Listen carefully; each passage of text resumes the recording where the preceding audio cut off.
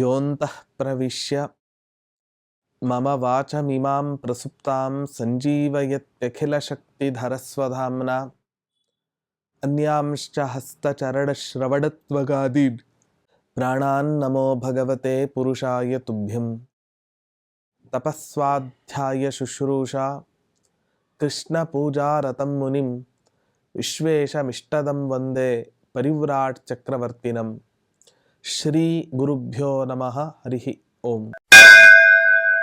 ರಾಘವೇಂದ್ರ ತೀರ್ಥರ ಸಹಸ್ರ ನಾಮ ಚಿಂತನೆಯ ಈ ಯಜ್ಞದಲ್ಲಿ ಇವತ್ತಿನ ದಿನ ಓಂ ದಿವೋಕಃ ಸದೃಶಾಯ ನಮಃ.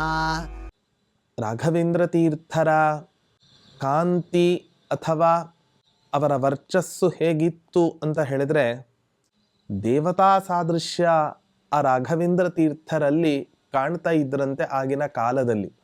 ಇವತ್ತಿನ ದಿನ ರಾಯರ ಒಂದು ಮೃತ್ತಿಕಾ ಬೃಂದಾವನವನ್ನು ನಾವು ಕಣ್ಣಿಂದ ನೋಡಿದರೆ ಆಗಲಿ, ಅಥವಾ ರಾಘವೇಂದ್ರ ತೀರ್ಥರ ಅನೇಕ ಭಾವಚಿತ್ರಗಳನ್ನು ನೋಡಿದರೆ ಆಗಲಿ, ನಮಗೆ ಗೊತ್ತಿಲ್ಲದಂತೆ ನಮ್ಮ ಎರಡೂ ಕೈಗಳು ಕೂಡ ಜೋಡಿಸಿ ಅವರಿಗೆ ನಮಸ್ಕಾರ ಮಾಡುವಂತಹ ಒಂದು ಬುದ್ಧಿ ಆ ಪರಮಾತ್ಮ ನಮಗೆ ಕೊಡ್ತಾನೆ.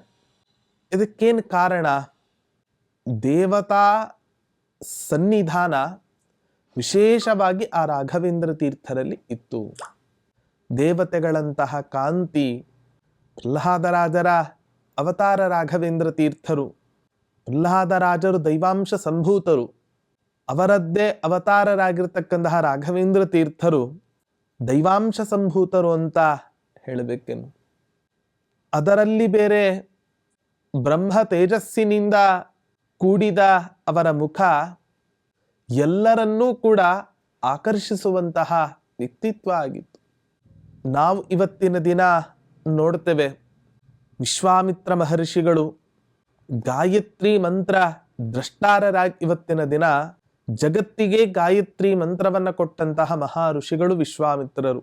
ವಸಿಷ್ಠರ ಬ್ರಹ್ಮ ತೇಜಸ್ಸಿನ ಬಲದ ಮುಂದೆ ಕ್ಷಾತ್ರ ಬಲಕ್ಕೆ ಧಿಕ್ಕಾರ ಇರಲಿ ಅಂತ ಹೇಳಿ ಕ್ಷಾತ್ರ ಬಲವನ್ನು ಸಂಪೂರ್ಣ ಪರಿತ್ಯಾಗ ಮಾಡಿ ಬ್ರಹ್ಮ ತೇಜಸ್ಸಿನಿಂದ ಮೆರೆದಾಡಿದಂತಹ ಮಹಾನುಭಾವರು ವಿಶ್ವಾಮಿತ್ರರು. ಹಾಗಾಗಿ ದೇವತಾ ಸಾನ್ನಿಧ್ಯ ಇರತಕ್ಕಂತಹ ಮಹಾಪುರುಷರು ಅಥವಾ ಸ್ವಯಂ ತಾವೇ ತಪಸ್ಸಿನಿಂದ ಸಂಪಾದನೆ ಮಾಡಿಕೊಂಡಿರ್ತಕ್ಕಂತಹ ಯಾವ ಬ್ರಹ್ಮ ವರ್ಚಸ್ಸು ಇದೆ, ಇದೆಲ್ಲವೂ ಕೂಡ ಸಹಜವಾಗಿ ಸಮಾಜವನ್ನ ತಮ್ಮ ಹತ್ರ ಆಕರ್ಷಿಸಿಕೊಳ್ಳುತ್ತೆ. ಒಂದು ಕಡೆ ಒಂದು ಮಾತು ಬರುತ್ತೆ, ದೇವ ಸಂಪ್ರೀತಯೇ ವಿದ್ವಾನ್ ಜಪ ಪೂಜಾದಿ ತತ್ಪರಃ ಏವಂ ಯೋ ಭಜತೆ ವಿಷ್ಣುಂ ಅಂತ ಒಂದು ಕಡೆ ಮಾತು ಬರುತ್ತೆ. ಯಾವ ಒಬ್ಬ ವ್ಯಕ್ತಿ ಸರ್ವೋತ್ತಮನಾದ ಸರ್ವೋತ್ಕೃಷ್ಟನಾದ ಸರ್ವತಂತ್ರ ಸ್ವತಂತ್ರನಾದ ಪರಮಾತ್ಮನ ಸಂತೋಷಕ್ಕೋಸ್ಕರ ಪೂಜಾ ಜಪ ಇವೇ ಮೊದಲಾಗಿರತಕ್ಕಂತಹ ಕರ್ಮಗಳನ್ನು ಆಚರಣೆ ಮಾಡ್ತಾನೋ, ಆಗ ಪರಮಾತ್ಮನ ಅನುಗ್ರಹ ಅವನ ಮೇಲೆ ಆಗಿ ವಿಶಿಷ್ಟವಾದ ಕಾಂತಿ ಆ ವ್ಯಕ್ತಿಯ ಮುಖದಲ್ಲಿ ಇವತ್ತಿನ ದಿನ ನಾವು ಕಾಣಬಹುದು. ಇವತ್ತಿಗೂ ಕೂಡ ನಾವು ಅನೇಕ ತಪಸ್ವಿಗಳಲ್ಲಿ ಅನೇಕ ಗುರುಗಳಲ್ಲಿ ಇಂತಹ ಬ್ರಹ್ಮವರ್ಚಸ್ಸನ್ನ ನಾವು ನೋಡಬಹುದಾಗಿದೆ. ಹಾಗಾದ್ರೆ ನಮ್ಮಲ್ಲಿಯೂ ಕೂಡ ಒಂದು ಬ್ರಹ್ಮವರ್ಚಸ್ಸು ಬರಬೇಕು ಅಂತಾದ್ರೆ ವಿಶಿಷ್ಟವಾದ ತಪಸ್ಸು, ನಿಷ್ಕಲ್ಮಶವಾದ ಜೀವನ, ಇದೆಲ್ಲವೂ ಕೂಡ ನಮ್ಮ ಜೀವನದಲ್ಲಿ ಇತ್ತು ಅಂತ ಹೇಳಿದ್ರೆ ನಾವು ಕೂಡ ರಾಘವೇಂದ್ರ ತೀರ್ಥರಂತೆ ದೇವತಾ ಕಾಂತಿಯನ್ನ ಪಡೆಯಲಿಕ್ಕೆ ಸಾಧ್ಯ.